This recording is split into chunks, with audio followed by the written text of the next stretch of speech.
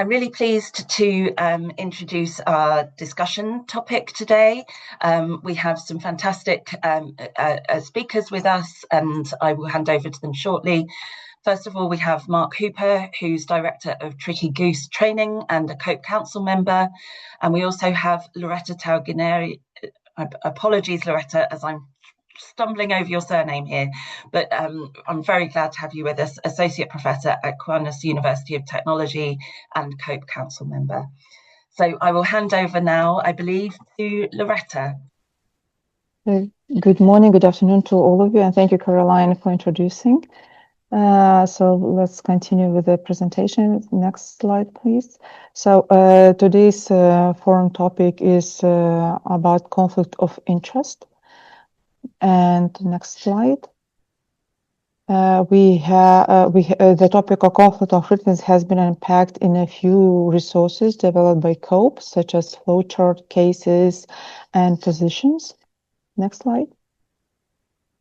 And when it comes to the flowcharts, we have two flowcharts that help editors and journals and publishers to handle potential conflict of interest, more specifically when it is undisclosed, and two stages at the pre-publication stage and the post-publication stage.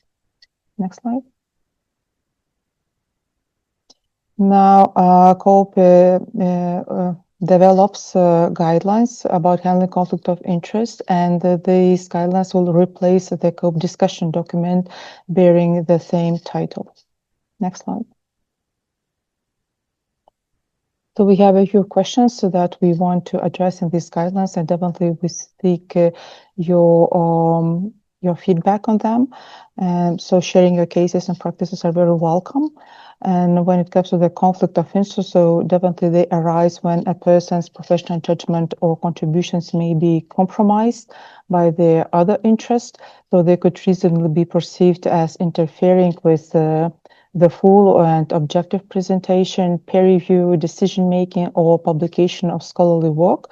So conflict of interest are highly relevant to the credibility of the published literature. When it comes to the first question, how do different kinds of conflicts can arise for different interest holders, such as researchers, editors, and reviewers, it's important to know that conflict of interest can arise in such situations as conduct and reporting of research, peer review, decision-making about whether to handle or publish a submitted manuscript. So concerns related to conflict of interest may be raised by almost anyone. I mean, authors, editors, reviewers, and readers at both pre-publication and post-publication stage. So what is essential here is whether potential conflict of interest are transparently reported and whether they are effectively managed. So transparent conflict of interest disclosures, including by authors, reviewers, and editors, enable journals to ensure the objectivity and rigor of content assessment. In other cases, conflict of interest may necessitate an additional layer of transparency by authors and scrutiny by editors. The second question is about the approach to manage conflict of interest, which is whether they differ depending on the model of peer review being used. So whatever a peer review model is applied, a clear conflict of interest policy should be present. The first priority should be to rectify the situation so that the manuscript ongoing peer review is not compromised. If the issues involves an editor or reviewer for an unpublished submission, certain models like open peer review allow editors to identify any potential conflict of interest at an earlier stage. So reviewers might identify conflict of interest when the invitation to review is received, while authors should report conflict of interest during the submission of the manuscript. The next question, how should journals, publishers address reported concerns? So again, if we split this process in two stages, as I mentioned earlier, pre-publication, post-publication. So during the submission, a reviewer might raise concerns about an undisclosed conflict of interest by an author. So the editor should remind the author of the journal's conflict of interest policy, ask them to comment on the conflict of interest issue, and ask if the author has additional conflict of interest that need to be disclosed. In many cases, these issues can be positively resolved by an update to the article's conflict of interest disclosure. Nevertheless, if disclosure of conflict of interest is added after peer review, the editor should consider whether the prior editorial decision should be rescinded so that the submission can be re-evaluated and provided a fair assessment and decision. Also, what is important to note is that in some cases, a conflict of interest may necessitate a departure from the journal standard peer review process. For example, if an editor-in-chief submits to their own journal. The fourth question is, in what situation may an expression of concern or retraction be warranted? So in many cases, post-publication concerns about the author's undisclosed conflict of interest can be resolved, as I mentioned, with a correction. But if the investigation of conflict of interest concludes that the article findings or peer review is unreliable, or if there are major integrity concerns, then the expression of concern or retraction may be required. The last question I will leave to Mark to proceed. Thank you. Thanks, Loreta. I'll just share my slides. Yeah, so I'm Mark Hooper. I'm a COPE Council member. My day job is that I'm director of an Australian company called Tricky Goose Training that makes education about research ethics, research quality, research integrity, and so forth. So I'd like to pick up the discussion and pick up some of the questions that Loreta has already asked and offer some thoughts. I'd like to consider some cases, and I'd like to pose some questions to you, some tricky questions, I think, for you to consider. And the theme of what I'd like to share really falls under two simple categories. Firstly, that managing conflicts of interest is very important, and so it's worth our thought. And second, that it can be seriously complex, and so it requires our thought. A forum like this, I think, is necessary to try and untangle some of the difficult issues related to managing conflicts. So let's start with a diagram. You'll have to forgive me, I think, in pictures. I think of this as the research supply chain, a simplified version. On the left, we have funders of research, and then the research itself as it's done at institutions and elsewhere. And then over that dotted line, we have the major actors involved in the publication of research, authors, editors, and peer reviewers. So let's reflect on the thing under discussion that we call disclosures and funding statements as they appear in manuscripts. What is the function of those things? Well, to authors, they feel like an administrative task. And to editors, to many editors, they feel like one item in a checklist of due diligence. But if we reflect more fundamentally, they provide an important bridge between the manuscript and the research itself, the way it was conducted. They're one of many things that perform that function, but they play an important role in helping us understand whether there was any bias in the research itself. Feinberg has this nice sentence, I think: preservation of trust is the essential purpose of policies about conflict of interest. And that's a lofty thing, preservation of trust. But I think it is right. And so managing conflicts of interest in research publications is important. It is not, however, always easy. It's complex. And I think that becomes obvious if we start to consider some of the many ways that conflicts can arise in the publication process. Most obviously, they might be discovered by editors or peer reviewers. That could be either that they have a worry that some conflict hasn't properly been disclosed by the authors, or it could be, and this might be more complex, that they have received a disclosure, a transparent disclosure, and now have to figure out how to take that into account in their evaluation of that manuscript and consider whether it affects the objectivity of the paper they're looking at. Another way conflicts can arise is between editors and peer reviewers, either way. I'm going to look at a number of cases. I'm going to look at them extremely quickly, and they're from COPE's historical archive of cases. So some of them are very old. No need to read the small text that I'm about to pull up. I'll summarize the cases for us, and I'm going to ask you some questions. So in this case, a peer reviewer, criticized a manuscript. And on that basis, more or less, the journal rejected the paper. Later, just 2 months later, that same peer reviewer submitted their own similar paper to the one that was rejected. And the editors realized this seems a lot like a conflict. It seems that that peer reviewer, at the time they reviewed the paper, had a non-financial conflict of interest. That is, they had an interest in the novelty of their own paper that was under preparation. At the time, this journal, that presented something of a policy dilemma, since their policy was to require financial disclosures, but that non-financial disclosures were optional. So it was an opportunity to reconsider that policy. They also had the dilemma, and this is the question I'd like to put to you. Imagine you're the editor of this journal.